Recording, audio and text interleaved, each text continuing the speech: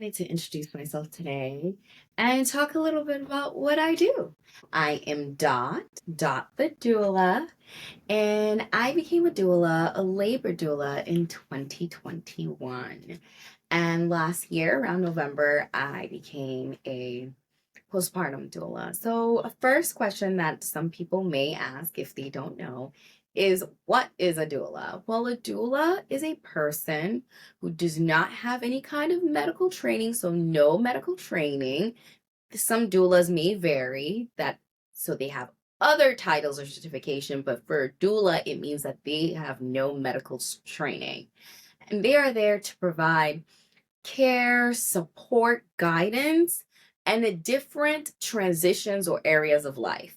So there are labor doulas. So that person would provide you with guidance and support during the pregnancy and birth. There are postpartum doulas that provide the support, the care, the guidance, and your postpartum phase. And some doulas are different, but it can span between, of course, the first week up to the first year. Then there are death doulas who provide care, guidance, support with people experiencing or going through the death process, either with a loved one, if they're in hospice. That's not something that I know a lot about, but I do know that it is out there and is a service that people provide. Under like the doula umbrella, so the labor, the postpartum doula, there are so many other certifications that a doula can get. They can become a feeding expert, a breastfeeding expert, a newborn expert, a grief expert. There are abortion doulas, so somebody who's going to provide you care and guidance if you are to have an abortion. And so there is a wide spread of doulas, but doulas are typically not medically trained. It is a certificate. So I am a labor and postpartum doula. And this journey began for me with having my own baby in 2017, and feeling lost. And lost in the way that I was like, I've been around babies before and I thought I was just a know it all. It's like, I got this in the bag. I know what I'm doing. I don't need anybody telling me nothing. Um, and then I realized I didn't know what the hell I was doing. Yeah, I had no idea. I knew I It's one thing to be on the outside of like looking at babies and seeing your parent take care of your sibling or a niece, a nephew, whatever it may be. It's another thing to be the parent, right? To be the one caring for that child. And so for me, I had a lot to learn. So clearly that's how I'm here, because I went out of my way to like research. I think like by 6 months, I was like, oh, wait, maybe I don't know, because I didn't know what I needed to put. I didn't know what I needed to buy. I didn't know what I needed to put on a registry. I didn't know what bottles to use. I didn't know how to use a breast pump. I I didn't I My mother did not breastfeed, and so I was like, how do people even breastfeed? What is the trick to breastfeeding? I did have a cousin who's a phenomenal breastfeeder. Oh my gosh, she's like a champ of breastfeeding. She was just amazing. And I had dreams and goals and aspirations of being just like her. I was like, oh, I'm gonna be, well, let me tell you something. I don't like to eat. So that dream went out the window. Because you have to eat. You can't breastfeed and not eat. But like this is what I'm talking about. I had a lot to learn, right? And so I learned a lot by going on Google and Googling, because that's what the internet is for. It's free. And I did a lot of research. So I read a lot about leaves and different type of leaves and what can help. And I was really, really going to do it natural, right? I just thought I was going to go in there and be like, I can take this pain. I did a lot of research in terms of like breathing techniques and going to childbirth classes. But I didn't really have like anybody else. I didn't have a doula. I didn't even know what a doula was. I found out about doulas when I went to give birth. And they were like, oh, do you have somebody who's going to be here with you? And I was like, who could be here with me besides, like, my husband at the time and my mom? And they were like, oh, some people have doulas. And I was like, doulas? What is that? Anyway, I was in my moment of giving birth. Like, I tried to do all the techniques that I saw, movement and stuff. And my mother was so judgmental. She was like, "What are you doing? Just get the epidural and call it a day. Why would anybody want to be in this pain?" And I was like, "What is going on?" I felt so out of my element. I felt so inept. I felt unprepared, right? And then, of course, I did end up taking the epidural. I tried a bunch of different types of pain, pain management. I couldn't.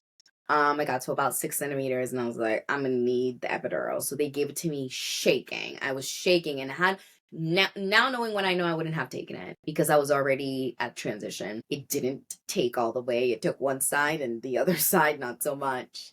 I teared really badly and I felt traumatized. I felt traumatized not because the birth itself was traumatizing, but because I felt like I walked into a situation where something had happened to me that I felt like I really didn't have any control over, and I don't like that.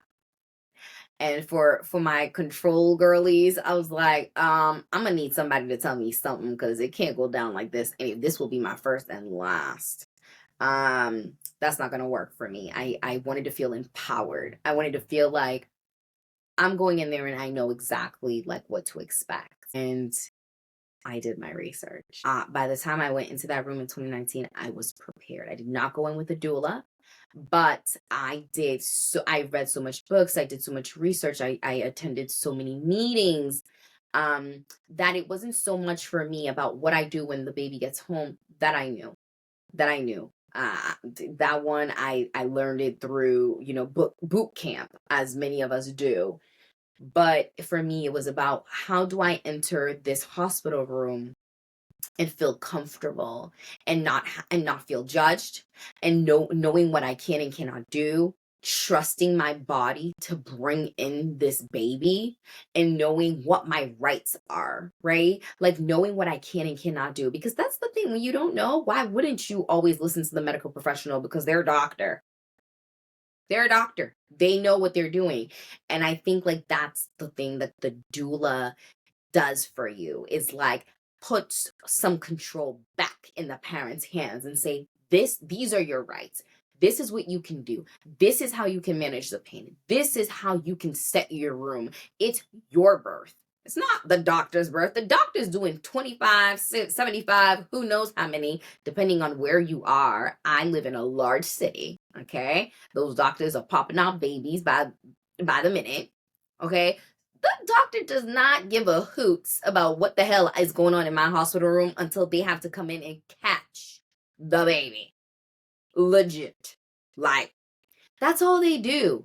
The nurses are probably doing most of the work, to tell you the truth. And if you have a doula is literally by your side. And if you have a partner, in that moment when I had my second, okay, I read so much and did so much that I had my birth lasted an hour. No epidural. I did it with the back of the hospital bed on my knees. My partner, like, he was solid. He was a solid rock. He didn't let anybody push him around, because in that moment, what I realized with my second, or after I had my first, was that when I get to that transition space, at least for me, and I'm sure for a lot of birthing people and mothers, you are not here. Like, you're not on this physical plane. You're somewhere else. And I can't hear, I can't remember. Like, everything is foggy. Like, even if I try to remember it, it's so foggy. And again, I did this unmedicated. And so it's like, for me, I needed somebody who was going to be there, who was going to be like, that's not what she said. That's not what we want. Rock. Like, he was not moving. He knew what I wanted and he knew I was prepared. And he followed our birth plan to the letter. And that was me not being a doula. Okay. So after I gave birth to my son, this 2019, we're in the pandemic, and I go through postpartum. I did so much better. I did, for my first, I had postpartum depression, and I didn't realize it because I didn't know what it was. And I just struggled along. Not good. Not good. No. And so the second time, I was like, nah, I got that. I know what's up. I didn't spend no time. It was like I breastfed for 3 months. The moment like I couldn't eat anymore, because after the 3 months for me, my appetite went down, plummeted. I'm not a big eater to begin with. I stopped eating. I was like, yeah, let's run that formula, because I can't, my mental health was going to suffer if I'm trying to pump, and I'm not eating. That doesn't make any sense. What I realized after the pandemic was like, how many people don't have the help? How many people don't know any of this stuff? Like, I did a lot of research in between that year, right before I had my son, to to find what worked for me, to find out what people were doing. And it's like, how can I provide that to people? How can I empower moms and dads and birthing people and partners to go into that room and to be like, and then to come home and be like, like, and I just wanted for other parents to just have that feeling of like, I got, like, it's not that everything's gonna go right, but it's that I stand solid where I am. And so I became a birth doula. I became a birth doula, and I had my first birth. And in having my first birth, I realized that the setup was more important. The practices were more important than the game day. I realized that partners were feeling like sticks in the mud, and not really knowing what to do, especially the men partners. Society has handicapped y'all in the hospital room. Maybe because y'all were never allowed there, but times have changed. And so you cannot just stand there. You got to get in there. You got to participate. And it actually works even better if you guys are participating with your significant other, if all things are well in that relationship, I shall say. Because if it's not well, then you're just a nuisance and y'all are chaotic and you probably don't even need to be in the room. But if the relationship is good, then that birthing person and that partner, if y'all are locked in, it's beautiful. It works amazing, right? And so I realized that the 3 meetings or 4 meetings leading up to the birth with my first client were even more important than them going into labor, than what happened in that room, because it was like they needed to get on the same page. They needed to understand each other. He needed to know what he was supposed to do, what was happening, because for him, he's just worried, he's scared, he wants his loved one, he wants his baby, he wants his partner to just be okay. And it was like, how do we get there? What does that look like for you? Tell me your fears, and let's walk through it together. Let me help you unburden, so that when you go in there, you're okay. I realized that it might be important at this time to focus on the partners, because they are a very important part of the birthing process that is being overlooked. It was in that moment that I realized the important part that partners play, and I really wanted to focus on that.